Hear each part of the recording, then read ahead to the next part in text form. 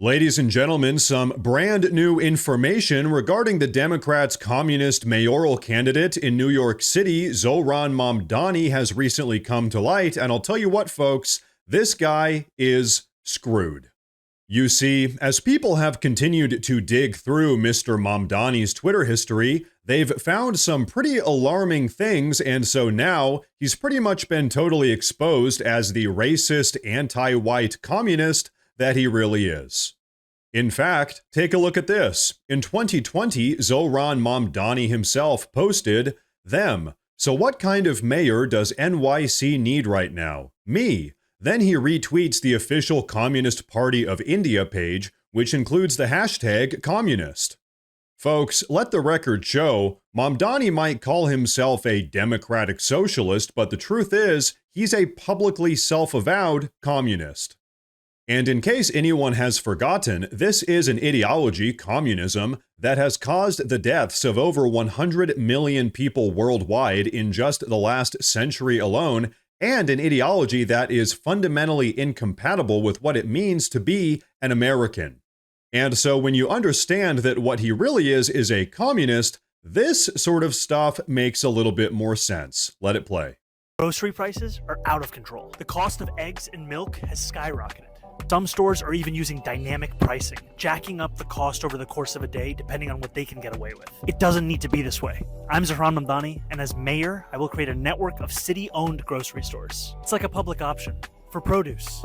We will redirect city funds from corporate supermarkets to city-owned grocery stores, whose mission is lower prices, not price gouging.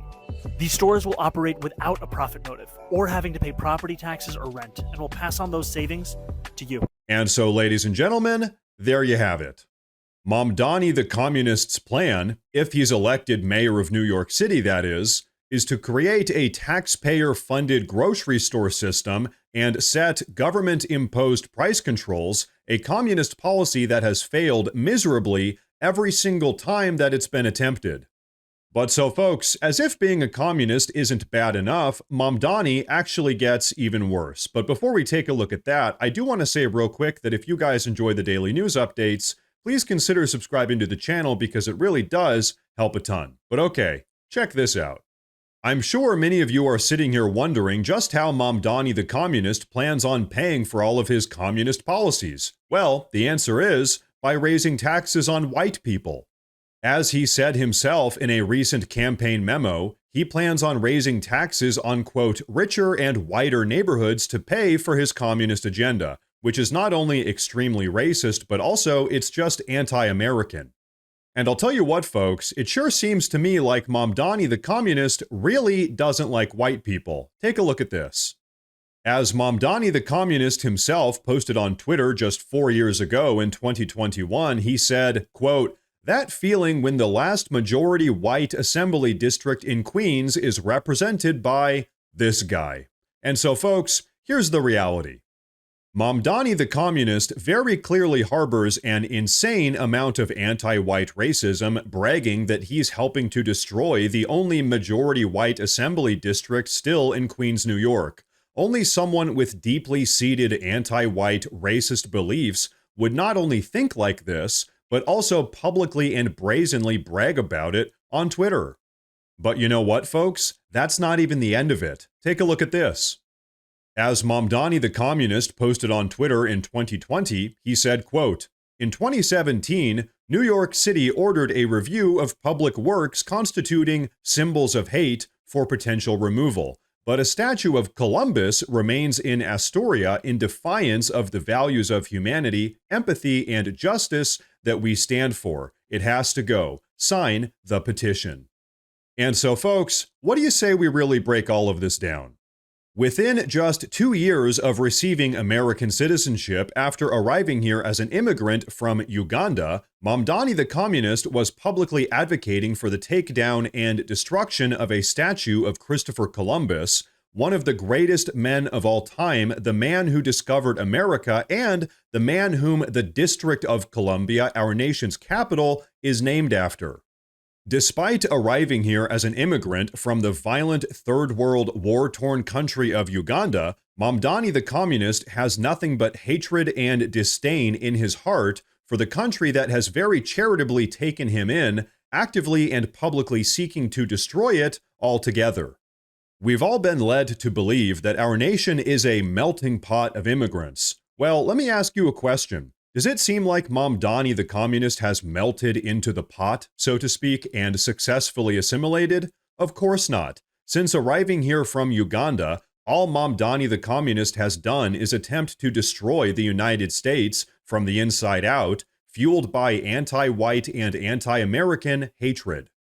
But now, ladies and gentlemen, you want to know the craziest part about this entire situation? It's how all of the other Democrats are handling all of this. Take a look. Quickly, do you think the Democratic Party is going to learn some lessons from this race? I hope so. They got to. Everyone should get on board and endorse Zoran right now because our party, our approval numbers are 20-something%. We're on life support. We allowed Trump back in the office again, and our democracy is on the precipice of falling apart. The Democratic Party has to save American democracy.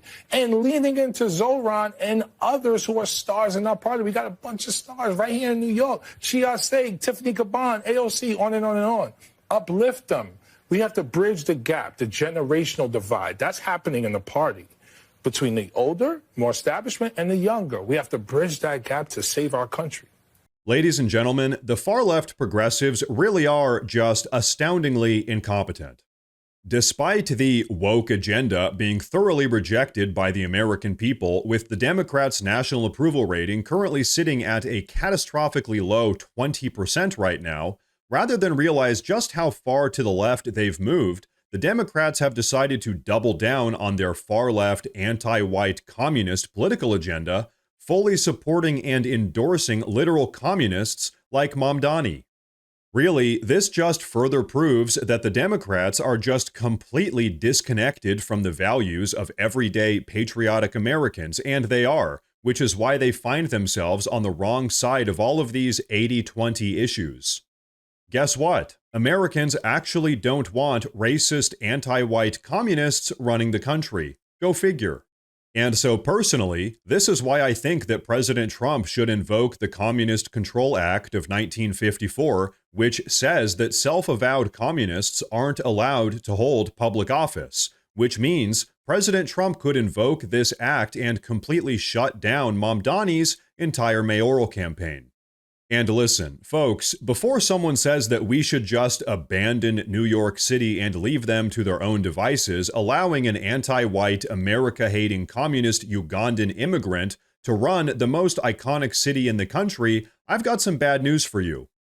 As we've all seen time and time again, turning a blind eye to this sort of stuff doesn't actually solve the issue or make it go away. In fact, it makes the entire situation worse. If you give these people an inch, they will try to take a mile again and again and again. This has been their communist plan for decades now. In fact, they even have a term for it. They call it the, quote, slow march.